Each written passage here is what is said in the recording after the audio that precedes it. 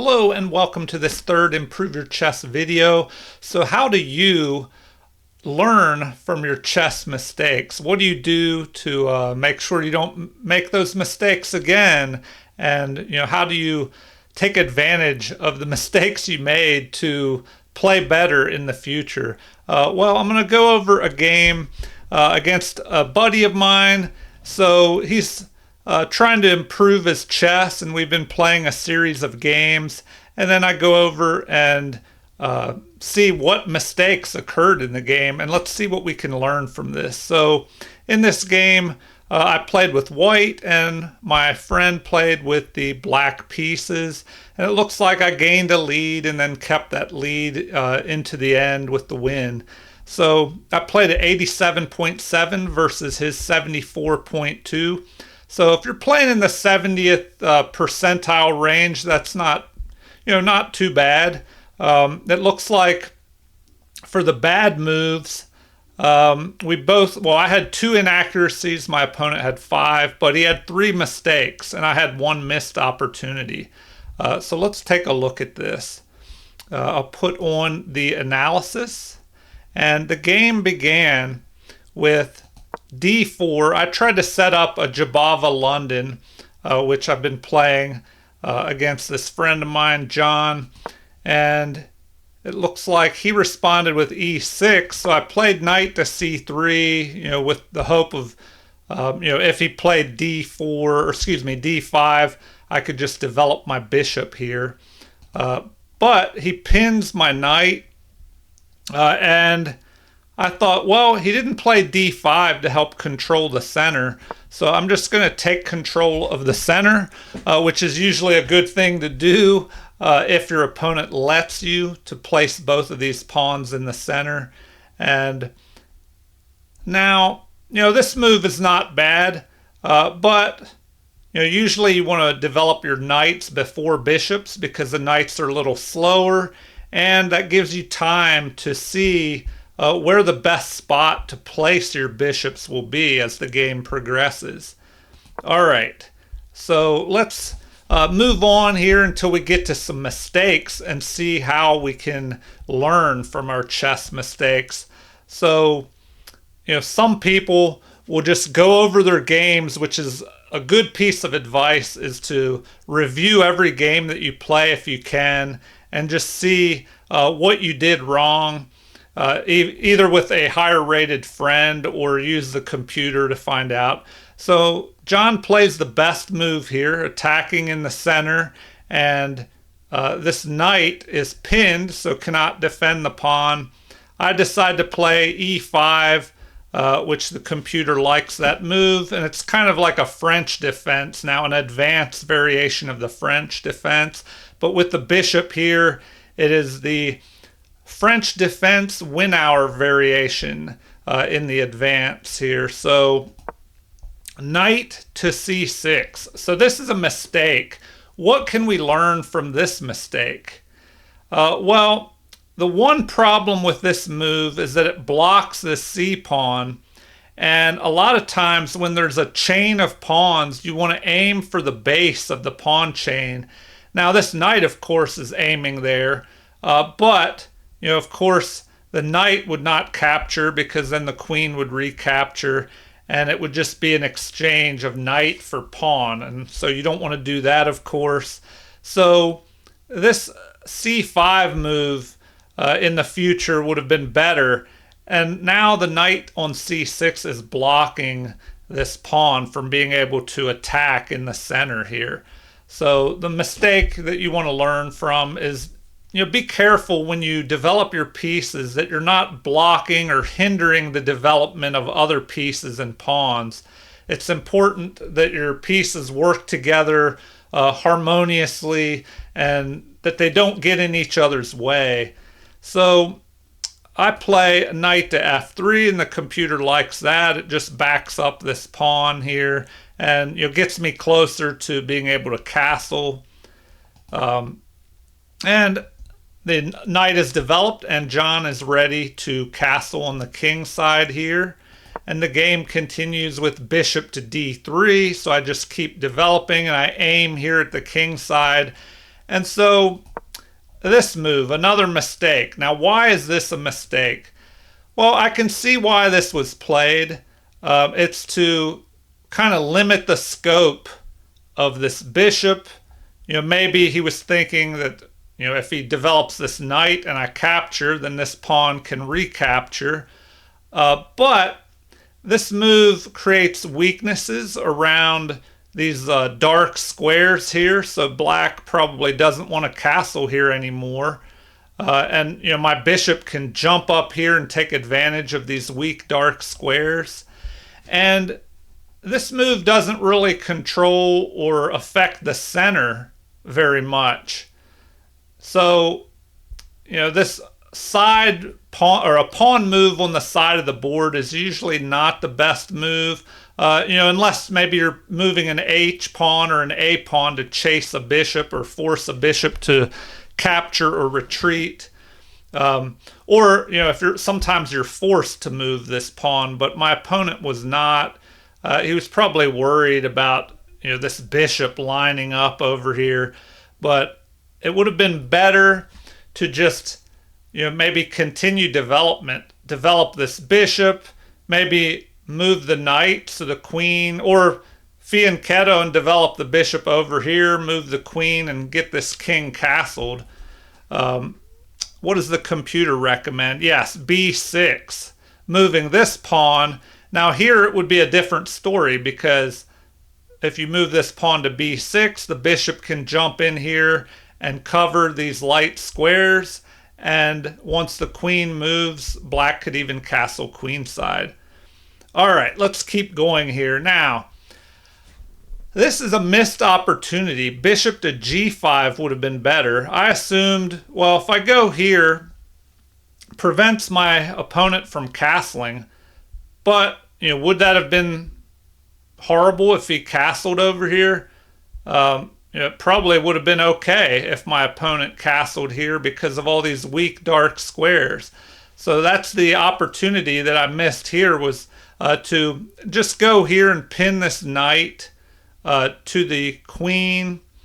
And the game continues with this move, the best move, another defect in this move.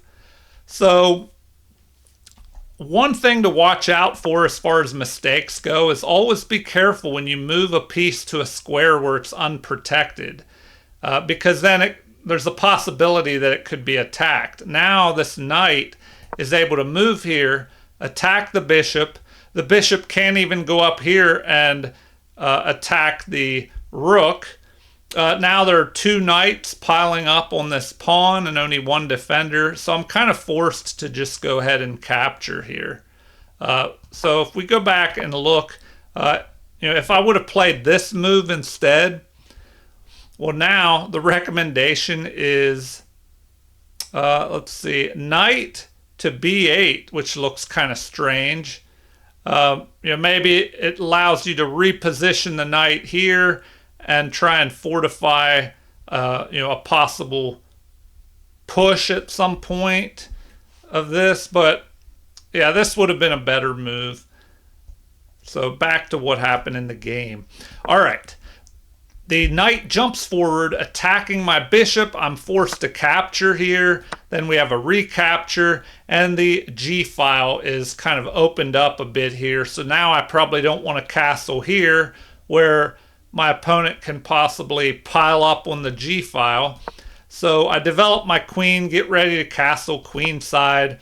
And now an inaccuracy. Why is this an inaccurate move? Well, it looks like it would have been better to just immediately play rook to g7, or excuse me, g8, and then you're aiming down here at this unprotected pawn. And white would be forced to deal with that. Okay, so I castle queenside, an inaccuracy. It would have been better to just force this bishop to make a decision here instead, because at this point this knight is just pinned here, not doing much. I should at least get rid of this bishop, force it to do something. It would have to retreat or capture the knight. So let's see here.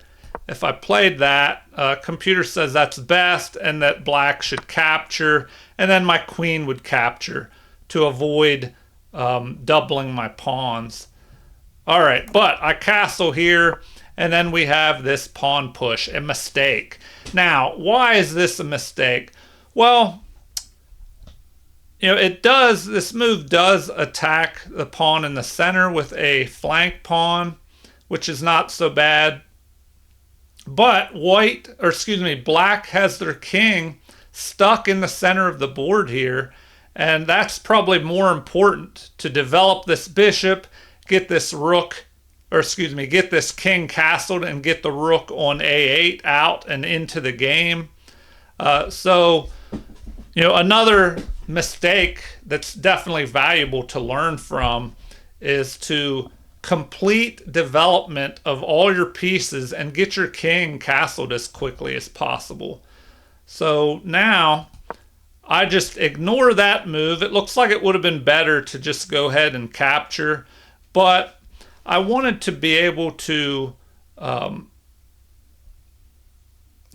keep my knight here. If they captured, I capture. If they capture, my rook could come up here and start putting a little bit of pressure on this backwards pawn. So now rook to g8 is played. We could go back a little bit here and see what would happen if I play the best move. The queen would recapture, and now we have what? Bishop to f4, and then here the bishop does a good job keeping an eye on this hole here in the position, and now black is stuck with a backwards pawn. But in the game, I played my rook to the center. They attack this pawn, but now this is an inaccuracy. It would have been better to just go ahead and capture in the center. So I capture, which is still the best move. Queen captures, and now bishop attacks, but it would have been better to go to f4. An exchange over here, which is best. And now I capture this way, which does break my pawns up, but it really fortifies this central pawn here. So now we have an attack lining up here, and I play this move, which is good but not best. Queen to f4 would have been better. But I figure, once this pawn is pushed, I guess it doesn't matter because of the battery. This pawn can't even be pushed. And my opponent does play this, probably thinking that I would have to retreat, but I'm able to just capture this. So capture, and now what? Queen attacks my knight, and so I just defend with the queen and line up on the king here, and the game continues with a capture. So we played this at my buddy's house, and there were some distractions while we were trying to play. So I don't recall exactly why he made this mistake. I think we were distracted with maybe some children running around and pets. I just don't quite recall, but yeah, here he just makes a blunder. The computer says this is an inaccuracy. It probably should just be a blunder because I can just snatch up the queen here now for a knight. Better would have been what? Bishop to d7 to get ready to castle queenside. Here, let's see, bishop to what? g5 is best, which prevents castling. And then queen, what? To e4. Interesting. And then here I should just play h4.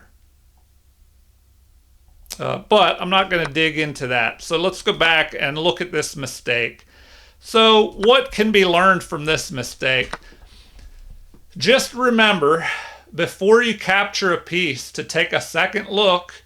I lost a game in my Quest for 2000 series recently where I was running low on time. So, when you're having time trouble, you can't always double check everything as much as you would like. But I didn't take a second look to see what would happen So always, before you move, make sure that you're not just giving up material. So here, if my opponent would have asked himself, well, what happens if I capture this knight? What is my opponent likely to do? He may have, maybe would have noticed that the queen was protecting that knight, and it would give up the queen for the knight. All right, so capture, capture. The rook is under attack, but now I just have to trade off material. So first I just protect and attack, pulling the king here into the center of the board, and the rook is pinned. So I start moving forward here with the pawn, this unopposed pawn, maybe being able to promote it or try to promote it in the end. Finally, bishop to d7 is played. I retreat back and attack this pawn, and the king moves over to be able to counterattack my queen. What would have been better here instead? Looks like just knight to a5 would have been better. Maybe trying to jump into here and have an outpost for that knight. But we have check, capture, and so now this was the best move to just capture that bishop.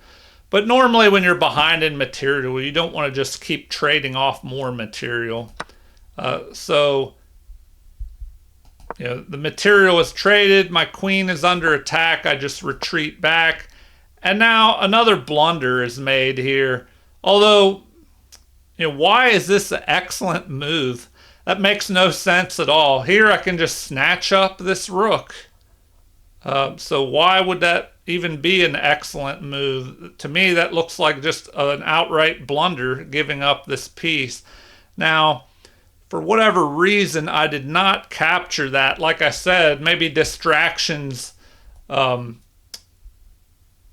me from focusing and just seeing that I could snatch up this piece. So I double my rooks, and my opponent still leaves this rook under attack, and I do not go after it. Instead, I make this move, thinking, maybe now I saw, well, I can capture this anyway. I'm going to try and break open the position and get a fork in here. But my opponent plays the best move, pinning this. So I have to protect it. And now, finally, I pick off this rook. And why is this an inaccuracy? Well, I guess it leads to a mate in 6. But it would have been better to just go ahead and capture here. Because now, looks like the best move would have been to just check with the queen. But now it's saying this is the best move. I just trade off more material. So capture, capture. The king retreats. But now I'm just able to pick off this bishop over here, which I should have done. I should have just picked off the bishop immediately. But instead, I go after this. So all I can say is that, I don't know, maybe there were some distractions during this game. This was an over-the-board game on a small chessboard with a lot of children and maybe some pets running around, but no excuses. So my opponent tries to run, but now I'm able to capture this, and it's pretty much the end. So here it allows a mate. All right, so how can you learn from your chess mistakes?